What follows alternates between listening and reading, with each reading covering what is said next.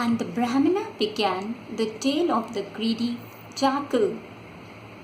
In a certain country, there lived a man of the Pulinda tribe who set out one day in search of more sins to add to his stock. As he walked along, he encountered a wild boar who seemed the very image of the peak of the Great Sooty Mountain. Seeing the boar, the hunter drew his bowstring right back to his ear as he recited this verse. He sees my bow and the fitted arrow, yet no signs of alarm does he show. As I watch his firm resolve, I am sure it is death that has directed him here. The hunter then shot a sharp arrow into the animal, who in turn charged in fury and tore open his entrails with the sharp point of his tusk that shone like the crescent moon. The man dropped dead. Having killed the hunter, the wild boar convulsed with pain from the fatal arrow wound and died. At this juncture, a starving jackal, whose death was imminent, arrived at that place in the course of his wanderings here and there in search of food.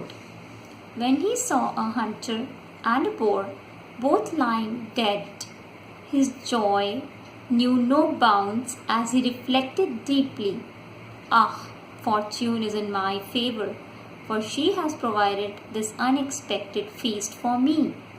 There is such wisdom in the saying, "The fruits of action, good and bad, done in previous life, still attend us, put in place by fate, without further effort on our part, and again, whosoever doesn't act good or bad at any time or place or at any age reaps its inevitable consequence.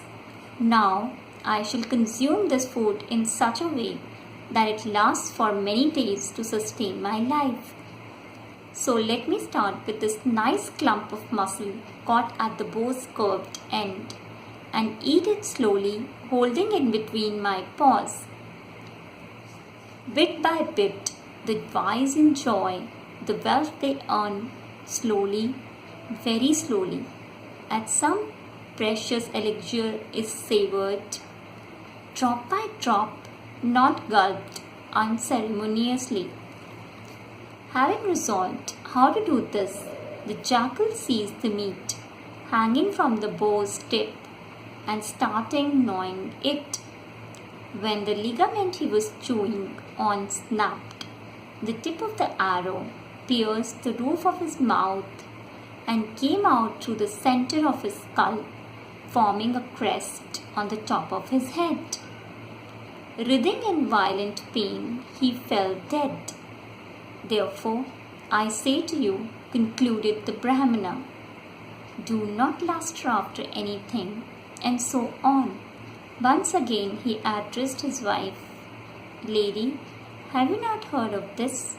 For every living being, these 5 are fixed, while still in the womb: length of life, fortune and knowledge, wealth, and the precise moment of death. Thus instructed the lady said, Well, if this is so, then I shall see what can be done.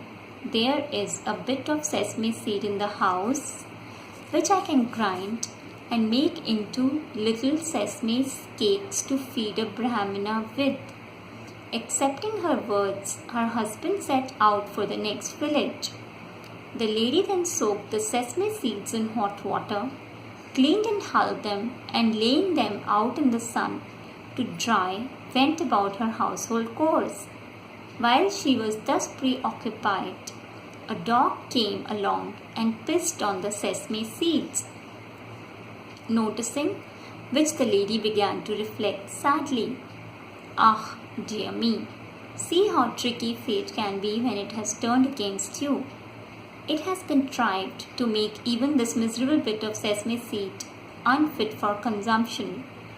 I think I had better take it around to some neighbor's house and see if I can exchange my hulled sesame for someone's unhulled seed. Anyone should be happy to make such an exchange.